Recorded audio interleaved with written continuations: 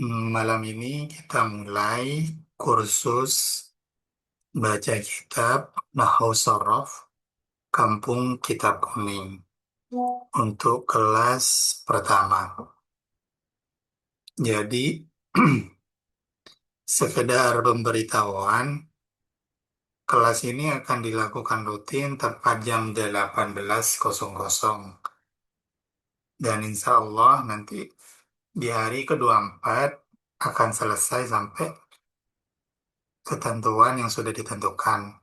Setelah ini akan saya coba kirim, setelah selesai meeting malam ini, akan saya kirim untuk silabus kelasnya, begitu juga dengan materi-materi yang digunakan.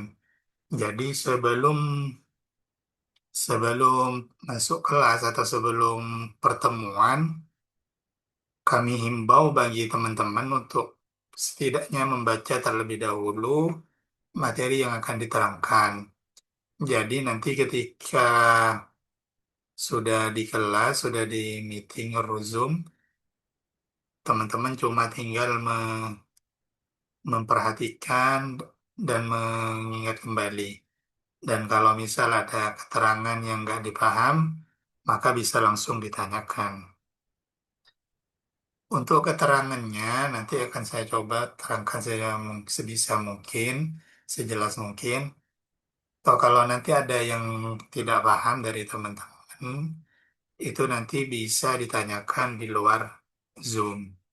Bisa lewat chat WhatsApp ke nomor saya.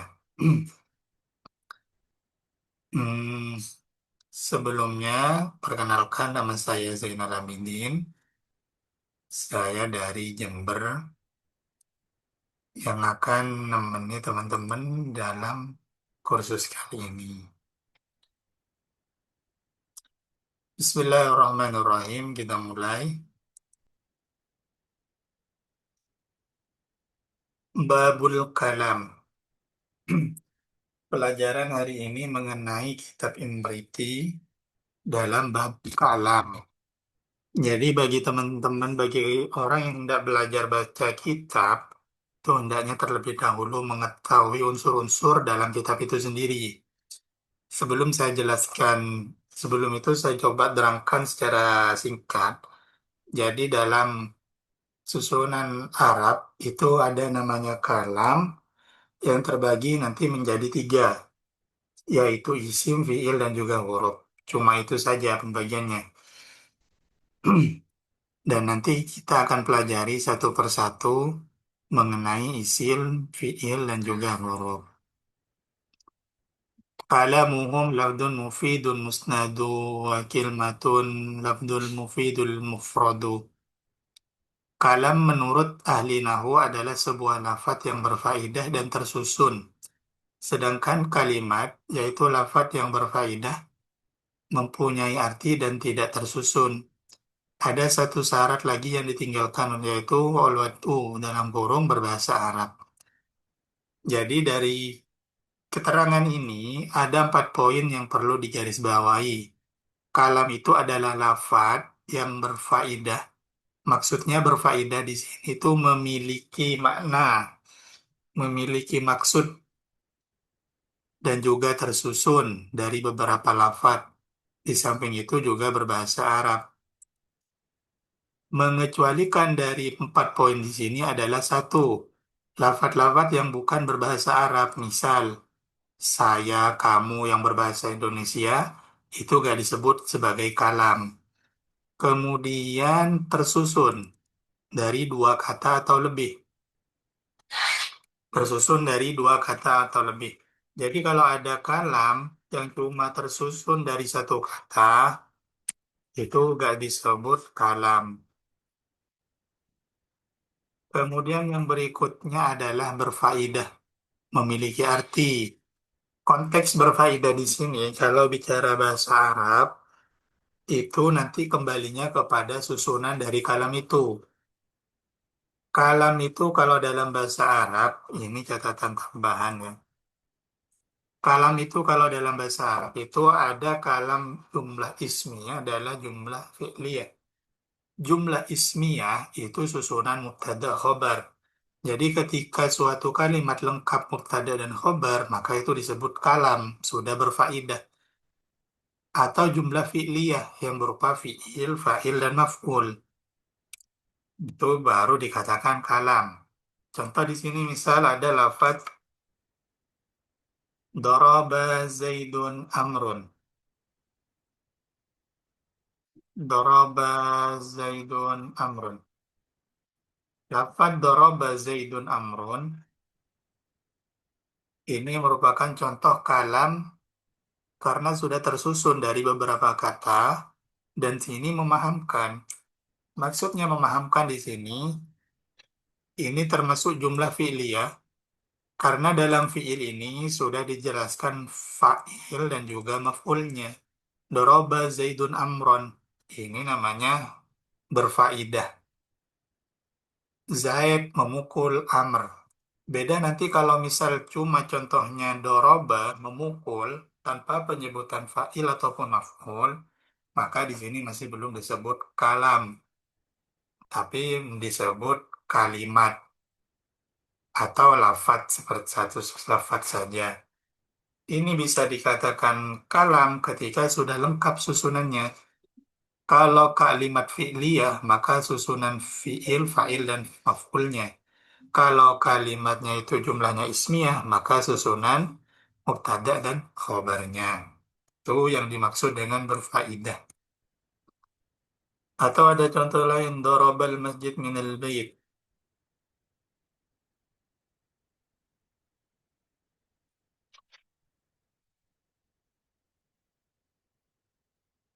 Dorbul masjidi minal baiti.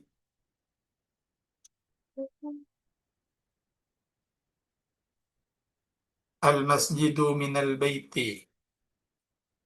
Masjid itu bagian dari rumah. Ini yang disebut dengan jumlah fi ismiyah. Jumlah ismiyah itu susunan mubtada dan khobar.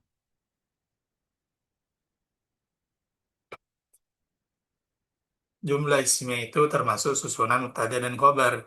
Jadi lafaz al-masjidu di sini menjadi mubtadanya, minal baiti menjadi khobarnya. Dan ini baru dikatakan kalam yang berfaidah, memiliki arti.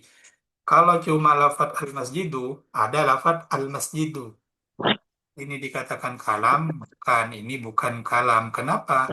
Karena satu, ini cuma terdiri dari satu lafaz, kemudian ini tidak berfaidah, susunannya tidak lengkap, karena merupakan mubtada tanpa menyebutkan khobar. Untuk berfaidah, kalau kalimat itu berupa jumlah ismiyah harus ada penyebutan mubtada khobar. Ini saya catatannya, ada dalam bahasa Arab itu ada dua jumlah. Ada namanya jumlah ismiyah, berarti susunan mubtada dan khobar. Yang berikutnya ada jumlah fi'liyah. Ini susunan dari fi'il, fa'ilnya, pelakunya, dan maf'ul.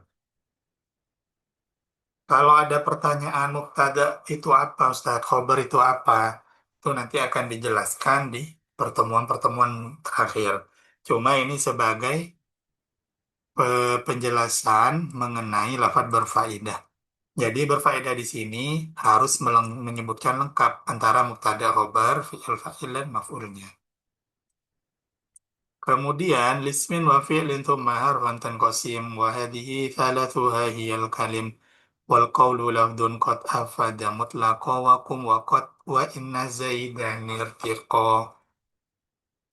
Sebagaimana yang telah saya sebutkan baru di awal bahwa kalam itu terbagi menjadi tiga, yaitu kalimat isim, fiil, dan kalimat huruf. Ada isim, ada fiil, ada huruf.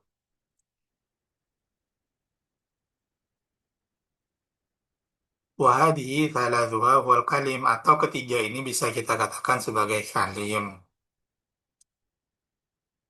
Sekedar catatan, kalam, kalim, dan kalimat itu bisa disebut qaul. Ini cuma sekedar perbedaan penyebutannya. Perbedaan penyebutan antara kalam dan yang lainnya. Jadi kita baca kitab Al-Quran, baik itu kitab atau Al-Quran yang berbahasa Arab, itu terdiri dari bisa ada kalanya berupa isim, fi'il atau huruf. Isim ini adalah kata benda, fi'il ini adalah kata kerja.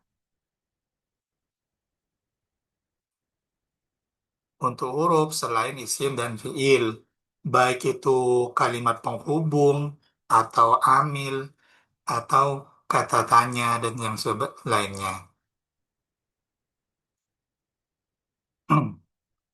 Contoh, ini cara mengetahui tanda.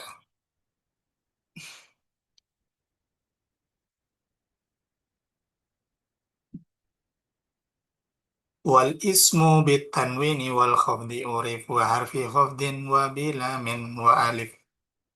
Ini tanda kalimat isim. Tanda kalimat isim itu ada empat. Jadi tadi itu kan sudah dijelaskan bahwa kalimat itu ada tiga, ada isim, fi'il, ada huruf. Kemudian tandanya,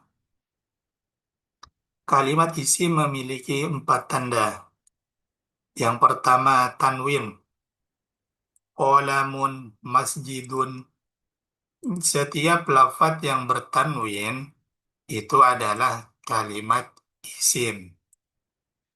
Jadi ketika kita menemukan lafadz yang memiliki tanwin, itu bisa dipastikan kalimat isim. Kenapa bisa? Karena kalau fi'il itu nggak ada yang memiliki tanwin. Misal contoh kolamun. Ini kalimat isim. Apa tandanya? Tanwin. Oh, ini ada tanwinnya. Baik tanwin dhamma, kolamun, min, atau fathah, kolaman. Itu semua termasuk tanda-tanda dari kalimat isim. Kemudian tanda yang kedua adalah khofat atau jer, dibaca jer. Jer itu adalah cara mengetahui huruf itu, kalimat itu dibaca jar itu dilihat dari harokat kasroh. Tanda huruf, tanda asal i'rab jar itu kasroh. Jadi ketika kita menemukan lafadz yang beri'rab kasroh, berharokat kasroh di belakangnya, maka itu merupakan kalimat isim. Karena tanda dari kalimat isim salah satunya adalah i'rab jar.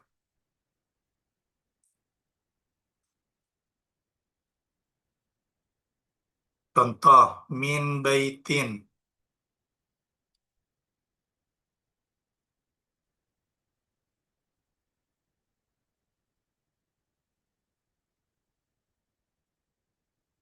Min baitin,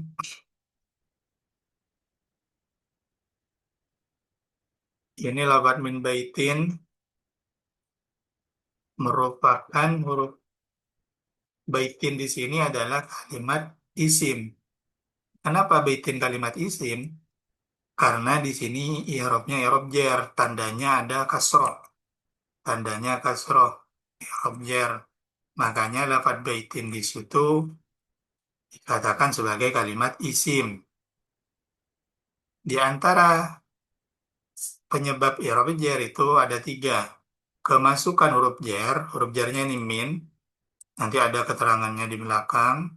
Ada idofah, idofah itu sekedar pengenalan, idofah itu adalah menyandarkan isim kepada isim yang lain. Jadi contoh gulamu Zaidin, lafadz Zaidin ini i'rabnya jer, maka ini kalimat isim. Atau tabi, tabi Bismillahirrahmani. Ar-Rahmani ini kalimat isim karena i'rabnya i'rab jer. Karena harokat terakhirnya, jadi yang diperhatikan tuh harokat ini ya, harokat belakangnya ini berharokat kasroh. Ar-Rahmani, Zaidin, Baitin. Nah, ini yang diperhatikan. Ini dikatakan i'rab jar. Kemudian tanda isim yang berikutnya adalah kemasukan huruf jar. Salah satunya huruf jar adalah min. Minal basrah. Ini salah satu tanda huruf jar. Kalau nanti ada huruf jar yang lain, tuh kalau huruf jar yang lain itu ada min, ila, fi, an, ala, dan selain sebagainya. Dan yang terakhir tandanya adalah al. Al-madrasatu. Jadi untuk tanda isim, sebenarnya tanda-tanda isim itu bisa kita ketahui dengan kasat mata ketika yang kita baca adalah lafaz yang sudah memiliki harokat, misal Al-Quran. Kalau kita misal baca di Al-Quran, oh ada lafaz yang bertanwin, oh berarti ini kalimat isim.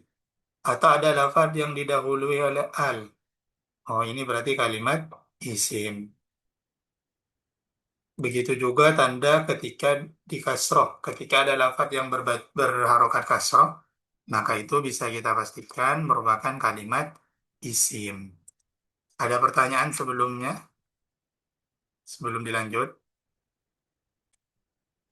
Maafi. Apa Ustazah, untuk idofa bisa diulang penjelasannya Ustazah? Ustadz. Idhofah itu adalah menyandarkan isim pada isim yang lain. Jadi kayak apa ya? Satu kalimat, jadi satu kata. Gulamu Zaidin, anaknya Zaid. Gulamu Zaidin. Jadi lafaz gulamu Zaidin ini namanya susunan idhofah. Lafaz gulamunya menjadi mudhof, yang Zaidin menjadi mudhof ilaih. Misal kalau kita gampangkan dalam praktek bahasa Indonesia, misal saya pergi ke Pasar Senen, misal. Lafaz Pasar Senen ini kan satu kata, cuma terdiri satu kalimat yang terdiri dari dua kata. Nah, ini namanya idhofah. Pasar Senen, saya pergi ke Balai Desa. Nah, ini satu kata, satu kalimat yang tersusun dari dua kata. Begitu, dan idhofah itu susunan isim yang tersusun dari dua isim. Contoh, Gulamu Zaidin, anaknya Zaid. Itu dinamakan idhofah. Ada lagi?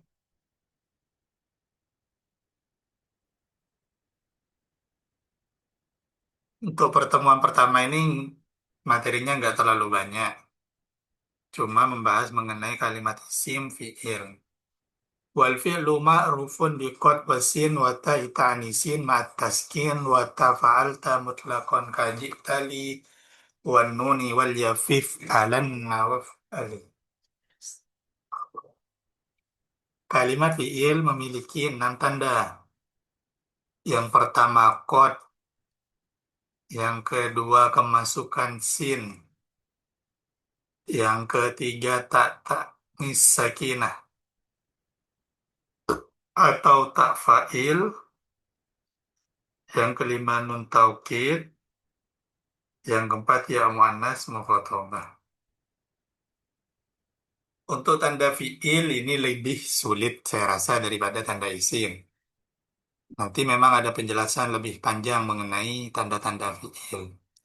Tapi yang jelas yang bisa kita perhatikan secara kasat mata, tanda-tanda diantaranya adalah lafaz qad. Jadi ketika kita menemukan lafaz yang terdapat qad koma zaidun, maka lafaz koma ini bisa kita pastikan sebagai kalimat fi'il. Kenapa? Karena sebelumnya terdapat lafaz qad. Begitu juga tanda berikutnya, saufa sayaqulu. Berarti yang kalimat fiilnya ini lafat yakulu. Yakulu ini kalimat fiil. Sementara saufanya merupakan tandanya fiilnya, bukan fiil. Jadi yang kalimat fiil itu adalah yakulu. Saufa yakulu Zaidin.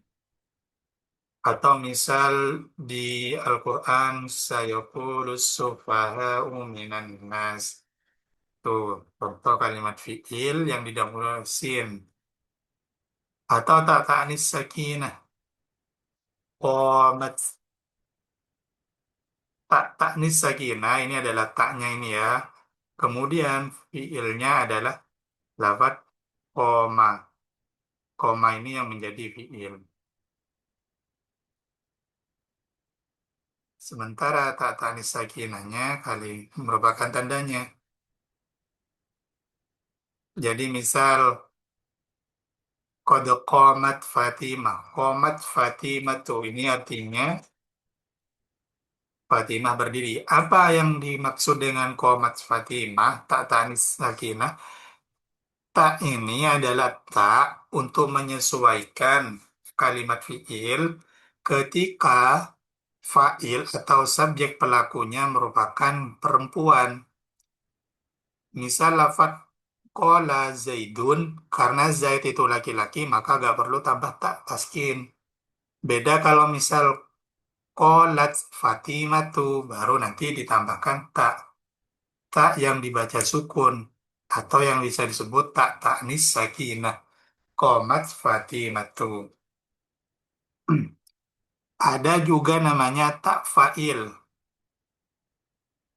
Domir rofa mutaharik. Atau nama lainnya domir rofa mutaharik.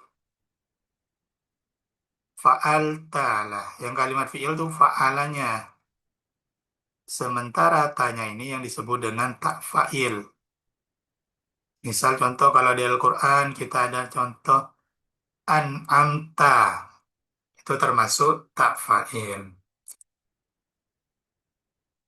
Kemudian tanda berikutnya ada nun taukid yadribanna. Ini tandanya yadribanna atau idriban. Dan contoh seperti ini agak sulit jarang ditemukan untuk yang nun taukid yadribanna itu kalau kita melihat ke kitab atau ke Quran itu jarang. Tidak sebanyak tak muannas dan tak fa'il. Atau ya muannas mukhatabah. Idribi ya Fatimata. Ini namanya ya muannas. Penggunaannya kalau ini ketika berupa fi'il amar. Wal harfu lam yaslu lahu alama illa difa wa qawlihil alamah. Sementara kalimat huruf itu kalimat yang tidak bukan kalimat isim dan fi'il dan tidak memiliki tanda-tanda yang telah disebutkan. Ada pertanyaan?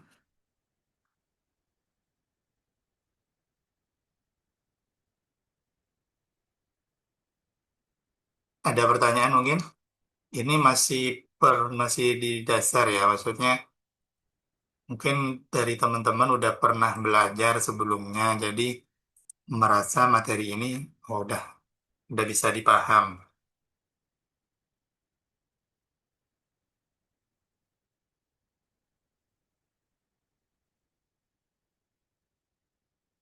Hmm. Hmm, Kalau sudah tidak ada pertanyaan, bisa dicoba ini dulu. Dari 8 ayat ini, coba kalian cari kalimat isim. Kira-kira ada berapa kalimat isim di ayat ini?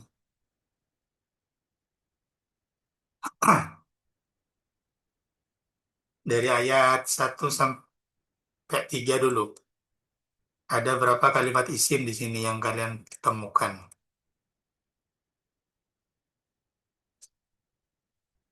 Bisa dihitung. Waktu dipersilakan.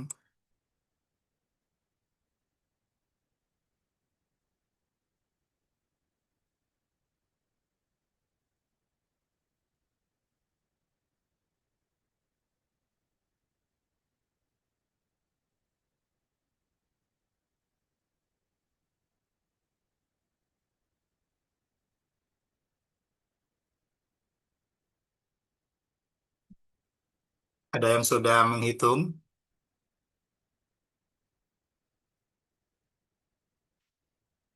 Ini jawabannya disesuaikan dengan materi ya. Maksudnya kalau tandanya isim itu empat itu aja. Kalau misal ada yang tahu sebelum yang dijelaskan ya nggak apa-apa. Coba kita jawab bersama, cari bersama. Lafadz isim pertama yang mana coba? Alhamdulillah. Alhamdulillah. Ini alhamdu, isim kenapa ini alhamdu? Ada alif Karena lamnya. diawali dengan al. Alif lam, ini contoh yang jelas ya. Kemudian berikutnya, Abadihi. abdi, Lillahi. lillahi. Lillahi ini juga isim karena ada huruf jar berupa li ya, li. Berupa kasroh. Li. Li. Nah, ini juga dibaca Li. kasroh, li. Berarti ini kalimat isim. Kemudian lafaz berikutnya, abdihi. Hi-nya ini merupakan i'rab jar. Jadi ini kalimat isim. Isim. Juga di sini ada ala. Ala itu contoh dari huruf jar. Jer. Meskipun belum diterangkan tulisannya. Alkitabah ini kalimat apa? Isim. Isim. Ada alif lam. Ada al ya? Ada alif lam. Kemudian mana lagi isim berikutnya? Ini wajan. Iwajan.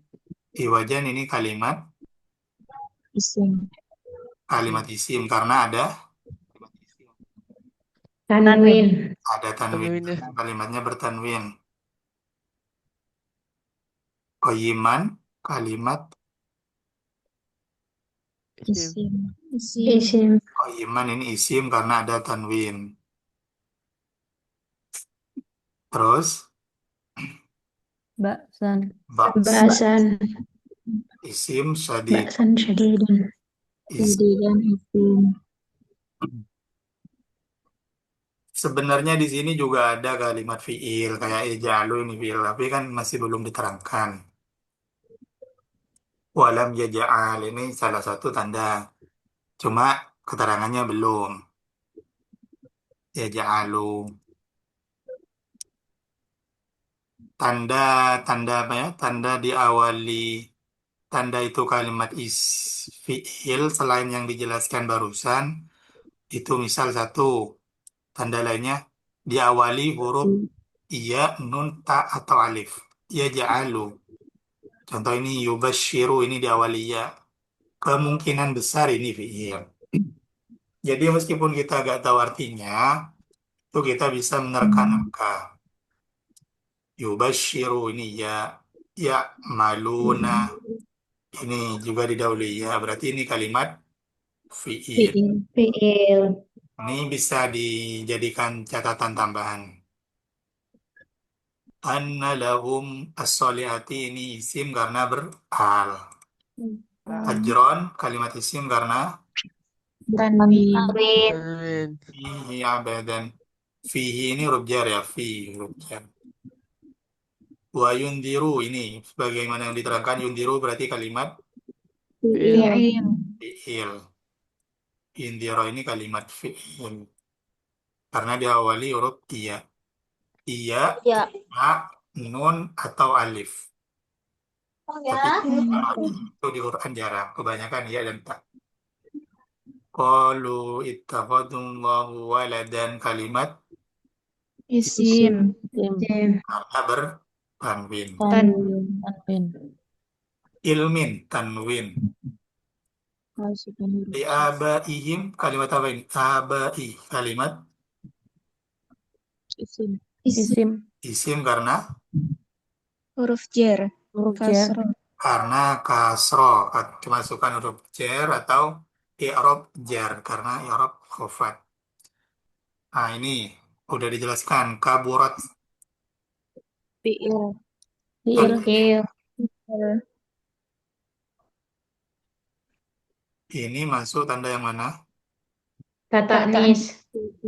Tanis, ta'tanis sakinah. Qamat Fatimatu. Kaburat kalimatan takhruju, ini fi'il juga ini karena di awal ta. Yaquluna illa kadhiba, fi'il karena isim apa fi'il? Isim. Sim. Isim karena bertanwin. Untuk kalimat huruf, ini bisa kita lihat contoh kalimat huruf. Contoh ada huruf jar. Huruf jar itu juga dikatakan kalimat huruf. Atau misal di sini ada anna, itu namanya kalimat huruf. Atau lam, ini huruf yang berupa amil jazm. Yu'minu kalimat Fi'il. fi'il karena diawali. Ya. Ya. Ini bukan patokan ya, maksudnya ketika ada lafadz iya itu gak selamanya berupa fi'il. Tapi kebanyakan kalau sudah berupa iya, nun atau ta, alif juga itu kemungkinan besar kalimat fi'il. Itu untuk sekedar menerka-nerka aja, untuk anggaplah bagi pemula yang baru mempelajari baca kitab. Contoh lagi yakuluna, ini diawali ya, berarti ini kalimat. Fi'il. Bakhiun kalimat isim karena. Tanwin. Al-hadithi kalimat isim karena Alif. Al. kemasukan al, kemudian karena berharokat kasroh. Kasro. Asafan Isim. isim karena bertanwin ya. Inna ja'alna, la ja'alna ini namanya domir rofa. Yang ini fa'alta, tak fa'il. Atau nama lainnya itu domir rofa mutaharrik. Nanti kita keterangkan berikutnya karena ini ada pembahasan lain mengenai ini. Fa'alta, fa'alna, fa'altu itu namanya domir rofa. Domir yang pelakunya itu mukhotob atau mutakallim. Ja'alna ma'alal ardi, al-ardi kalimat isim Kemasukan alif lam. ala atau beral atau berharokat kasroh. Kasro. Zinatan Isim. tanwin. Ayyuhum ahsanu amalan. Amalan ini kalau masuk kalimat Isim. ini juga isim. Ini juga isim. Sampai sini ada pertanyaan? Silakan yang mau tanyakan dulu.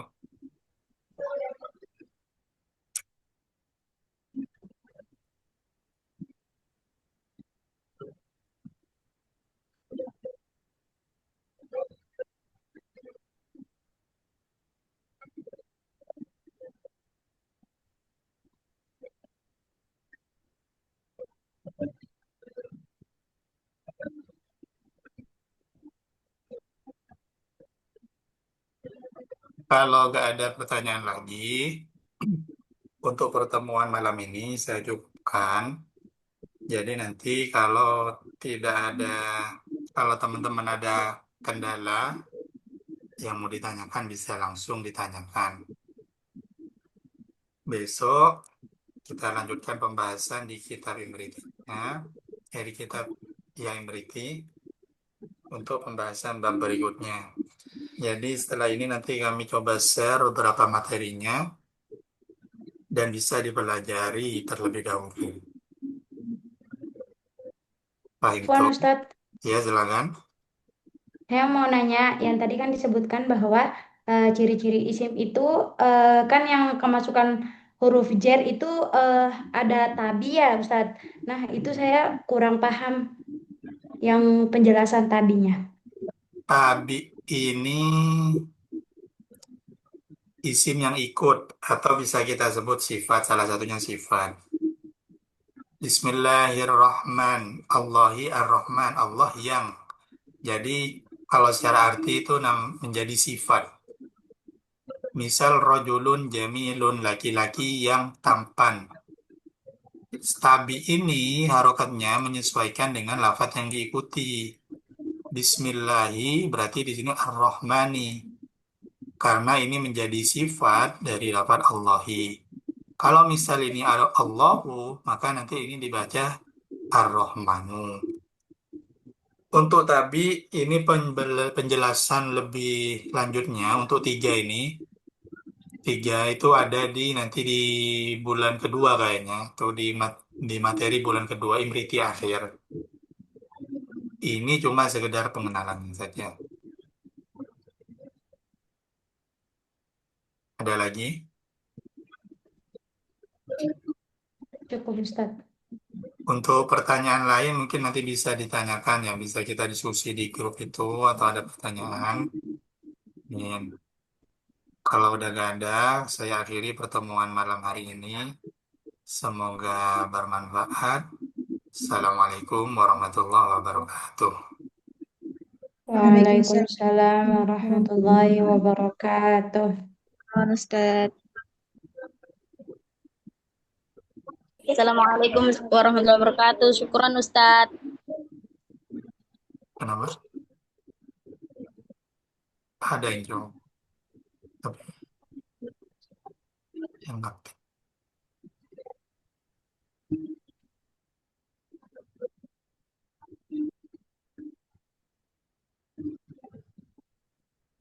Hmm.